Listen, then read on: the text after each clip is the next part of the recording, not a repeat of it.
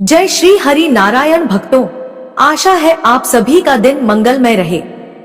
आज हम आप सभी के लिए लेकर आए हैं निर्जला एकादशी व्रत महत्व एवं संपूर्ण व्रत कथा। आइए सबसे पहले हम जानते हैं क्यों रखना चाहिए निर्जला एकादशी व्रत, क्या है इसका महत्व और व्रत रखने से क्या लाभ होता है। एक बार भीमसेन व्यास जी से कहने लगे कि हे पितामह, भ्राता युधिष्ठिर, माता कुंती, द्रौपदी, अर्जुन, नकुल और सहदेव आदि सब एकादशी का व्रत करने को कहते हैं, परंतु महाराज मैं उनसे कहता हूँ कि भाई मैं भगवान की शक्ति पूजा आदि तो कर सकता हूँ, दान भी दे सकता हूँ, परंतु भोजन के बिना नहीं रह सकता। इस पर व्यास जी कहने लगे कि हे भीमसेन, यदि तुम नरक को बुरा और स्वर्ग को अच्छा समझते हो तो प्रति मास की दोनों एकादशियों को अन्न मत खाया करो। भीम कहने लगे कि हे पितामह, मैं तो पहले ही कह चुका हूँ कि मैं भूख सहन नहीं कर सकता। यदि वर्ष भर में कोई एक ही व्रत हो तो वह मैं रख सकता हूँ, क्योंकि मेरे पेट में वृक नाम वाली अग्नि है, सो मैं भोजन किए बिना नहीं रह सकता। भोजन करने से वह शांत रहती है, इसलिए पूरा उपवास तो क्या एक समय भी बिना भोजन किए रहना कठिन है। अतः आप मुझे कोई ऐसा व्रत बताइए जो वर्ष में केवल एक बार ही करना पड़े और मुझे स्वर्ग की प्राप्ति हो जाए। श्री व्यास जी कहने लगे कि हे पुत्र, बड़े बड़े ऋषियों ने बहुत शास्त्र आदि बनाए हैं जिनसे बिना धन के थोड़े परिश्रम से ही स्वर्ग की प्राप्ति हो सकती है। इसी प्रकार शास्त्रों में दोनों पक्षों की एकादशी का व्रत मुक्ति के लिए रखा जाता है। व्यास जी के वचन सुनकर भीमसेन नरक में जाने के नाम से भयभीत हो गए और कांपकर कहने लगे कि अब क्या करूं?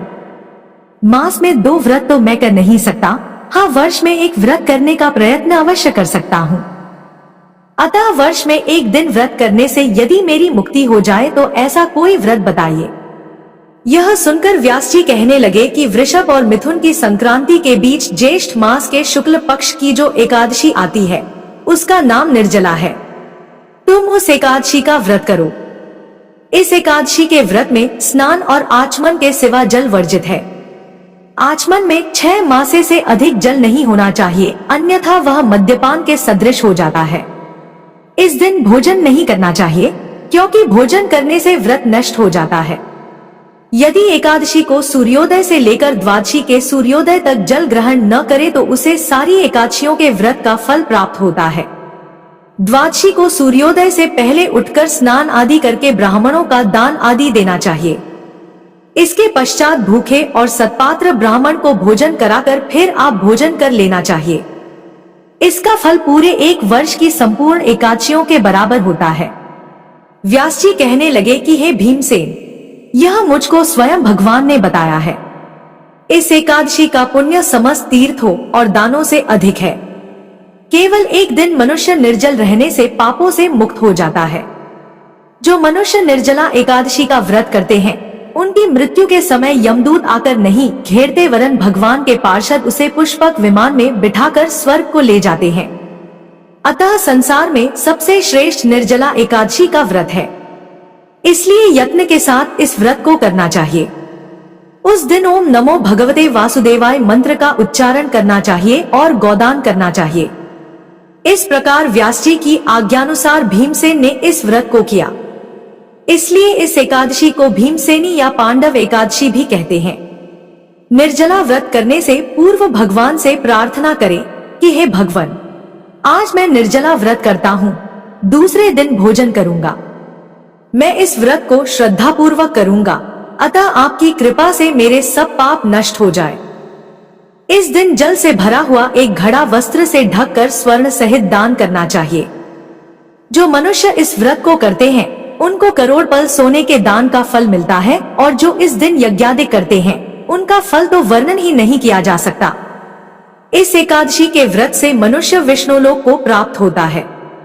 जो मनुष्य इस दिन अन्न खाते हैं वे चांडाल के समान हैं, वे अंत में नरक में जाते हैं।